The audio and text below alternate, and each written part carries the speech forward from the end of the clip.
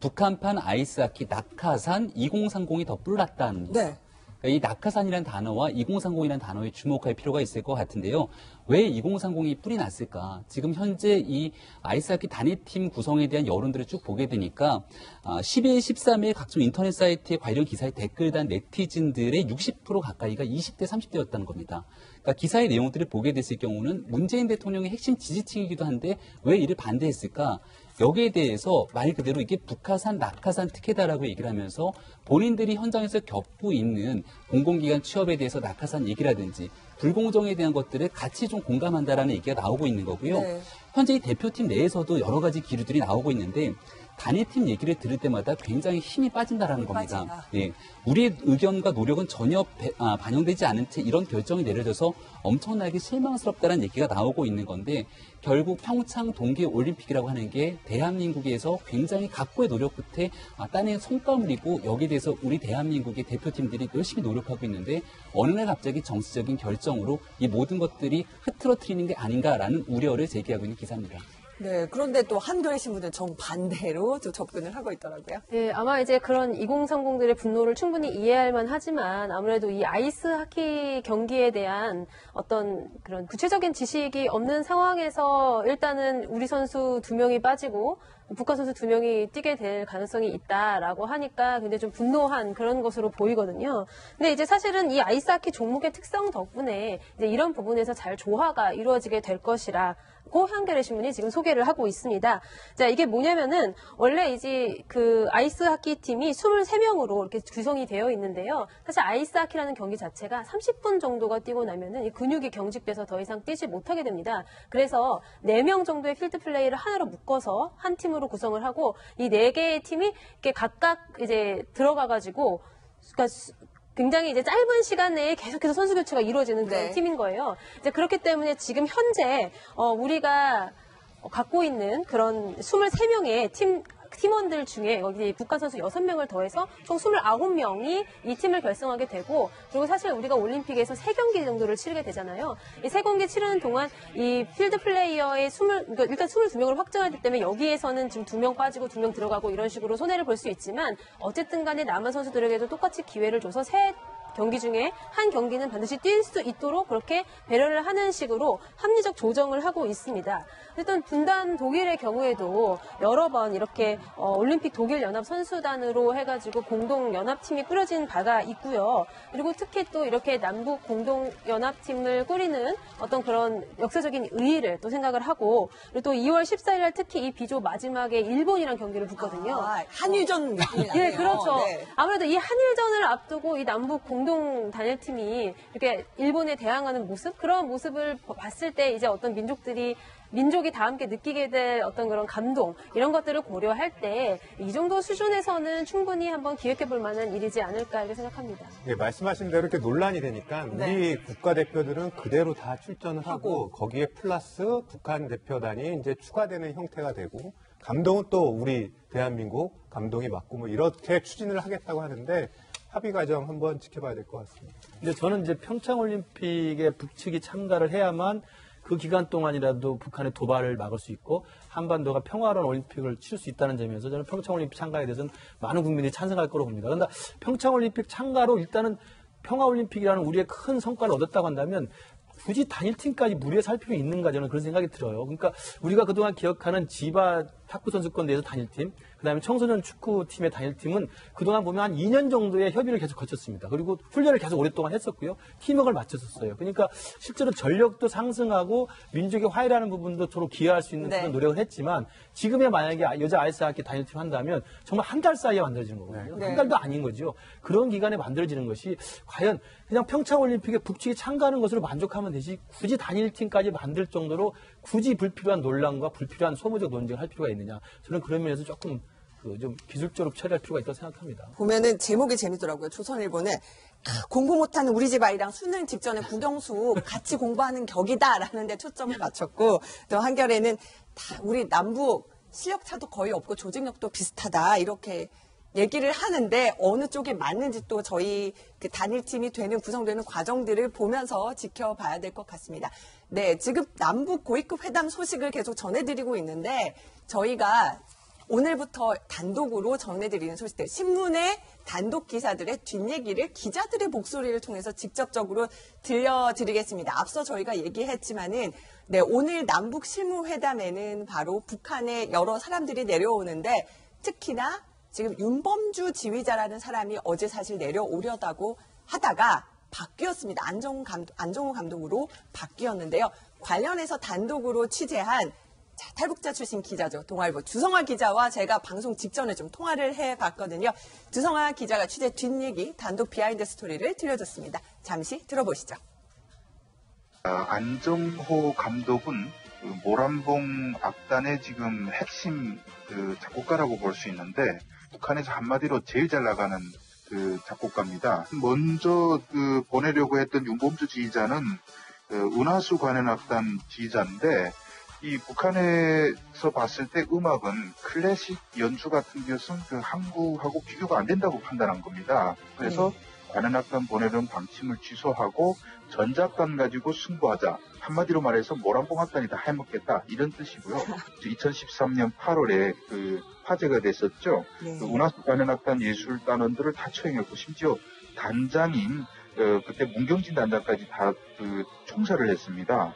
이 사건이 다시금 화제가 되면서 상당히 부담스러울 게 뻔하지 않습니까?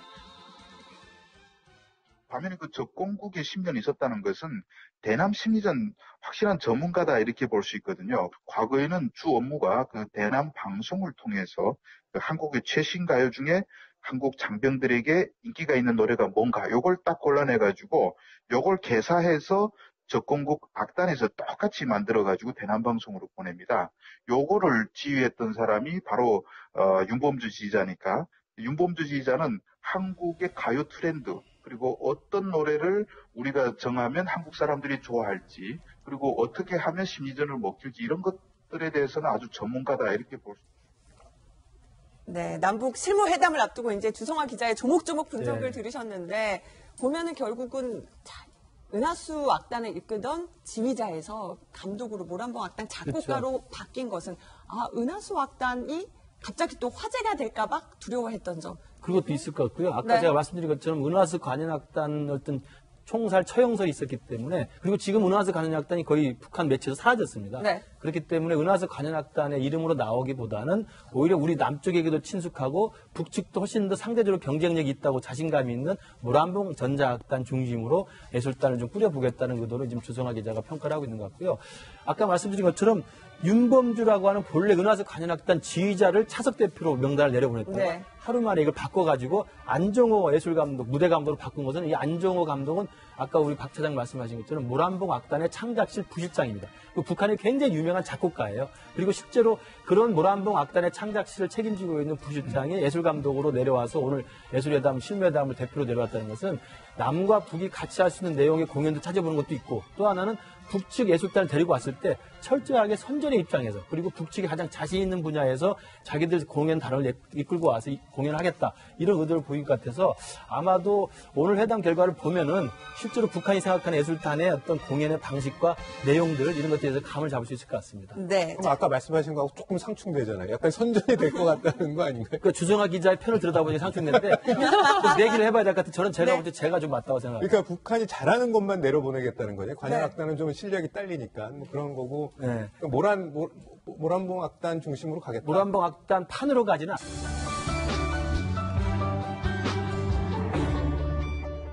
네, 다음은 조선일보 신문인데요. 자, 오늘 제가 신문기사 중 잘 뽑은 제목으로는 이 제목을 뽑겠습니다. 친문, 비문 모두 문전, 문 앞에, 문 대통령 앞에 줄을 섰습니다. 자, 김병일 박사. 네. 보니까요, 뭐, 예전에 뭐, 친문, 비문이라고 이렇게 분류되는 분 상관없이 모두 나 문 대통령과 친하다. 네, 작년 이맘때만 해도 했던 정치인들의 발언과는 사뭇 다른데요.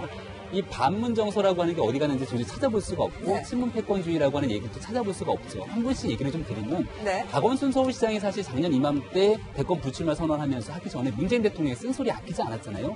근데 문재인 대통령 참 멋있는 분이다 이렇게 표현하기도 하고요. 박영선 의원 같은 경우도 문재인 당시 후보의 대척점에 있는 인물 중에 하나였는데 최근에 프사를 바꿨다고 합니다. 프사 아시죠? 프로필 사진을 바꿨는데 프로필 사진. 예, 문재인 대통령과 함께 환하게 있는 사진으로 바꿨다고 하면서 내가 문재인 대선 캠프의 공동선대위원장이다라고 얘기를 했다라는 얘기도 드리고요.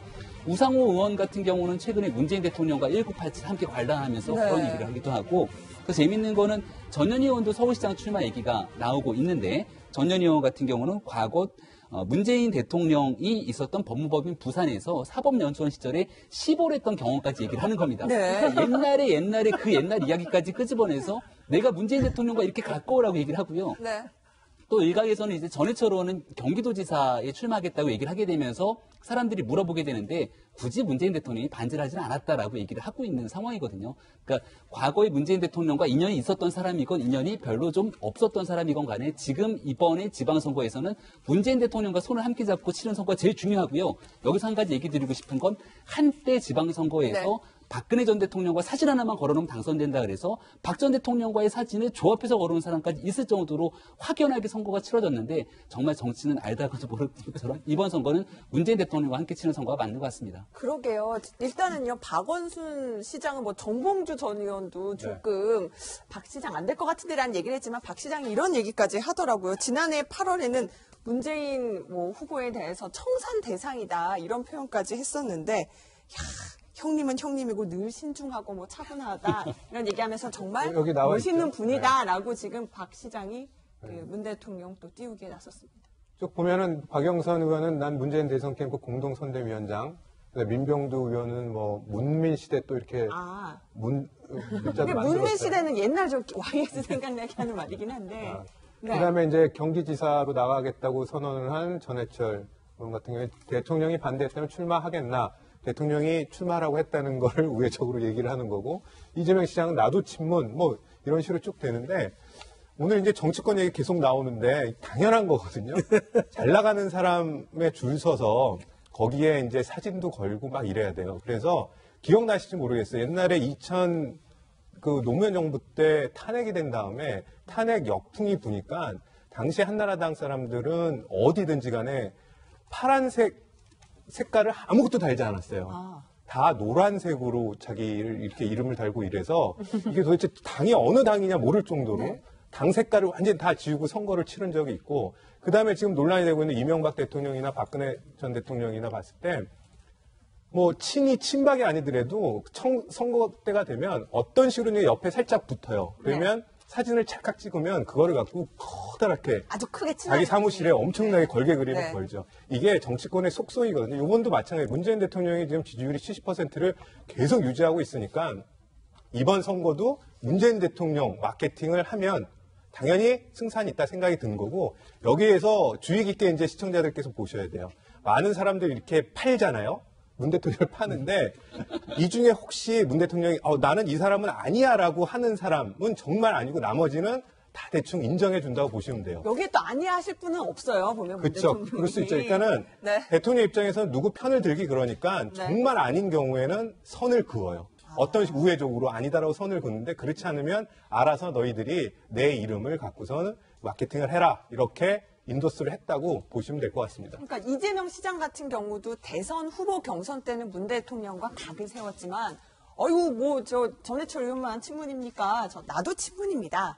그러니까 이재명 다 친문이에요. 그러니까 저는 이거 보면서 아까 정치의 씁쓸함을 말씀하셨는데 우리 박 차장님 정말 데스크를 보시다 보니까 정치의 그 뒷이야기를 다 아시니까 이게 당연한 거라고 말씀하시는데 충분히 이해합니다. 그러나 이제 꼭 드리고 싶은 말씀이 있어요. 적어도 박원순 시장이나 이재명 시장 같은 경우는 지난 대선 후보 경선에서 치열하게 문재인 후보랑 좀 싸웠던 분 아닙니까? 물론 이제 박원순 시장은 중도에 포기했습니다만 이재명 시장은 끝까지 완주를 하면서 이재명 시장 스스로가 왜 문재인 후보가 대선 안 된다는 이야기를 계속 강력하게 이야기했었어요. 그런 분이라고 한다면 아무리 경기도지사가 중요하고 서울시장 3선이 중요해도 여당 내에서의 비판 세력을 자임할 필요는 있다고 봅니다. 그러니까 지금 문재인 정부가 잘하고 있으면 잘하고 있다고 지지하지만 잘못하고 있으면 또 견제구를 날리면서 비판도 해줘야 되는 게 대선 후보로서의 저는 역할이 아닌가 싶은데 물론 이제 이 다음 대선 후보까지 가려면 어차피 친문 세력임을 자임하면서 문재인 대통령 지지하는 세력까지 끌어안아야 되기 때문에 그럴 수밖에 없는 정치적인 속사정이 있겠지만